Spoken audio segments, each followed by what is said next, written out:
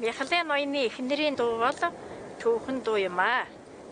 За энэ ямар түүхтэй вэ гэхдээ зэрэг 1700-аад оны үед Бурятын анхны төр захиргааны байгууллага одоо Анаголын баруун эрэгт байгуулагдсан. За тэнд одоо байшин одоо хүртэл төрийн байшин одоо байдаг гэж байгаамаа тэр Анаголынхаа иргэн дээр.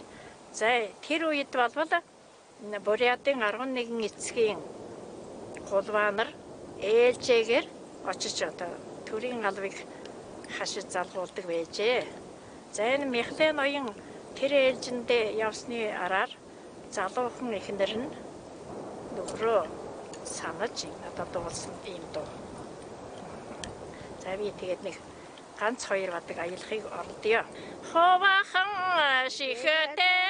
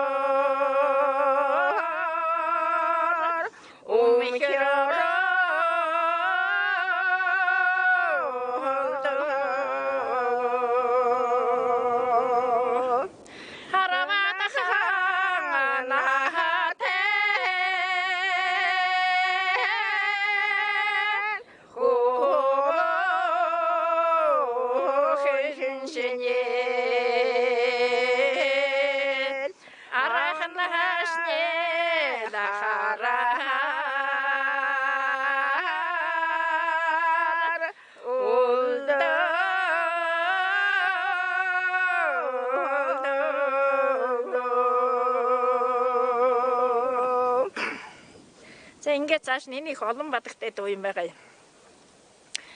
Хореодхон алд ургашня. Хореого төшөөр өмхрвэл да. Хоёрхан наатай вазгахан шинэ. Хойн хоошны харахаар өлөөл да. Аржгар сагаан байшинтэй билэш 12 сонготой л хан. Арвахан наатай хөвөөхөн шинэ. Авахнаа гэхээр өлөвөл да. Хундан ягаан байшинтай билэш 22 сонготой л хан. 25-тай хамган шинэ. Хоймортой хуухаар өлөвөл да. Гişээж дуулдаг дуунда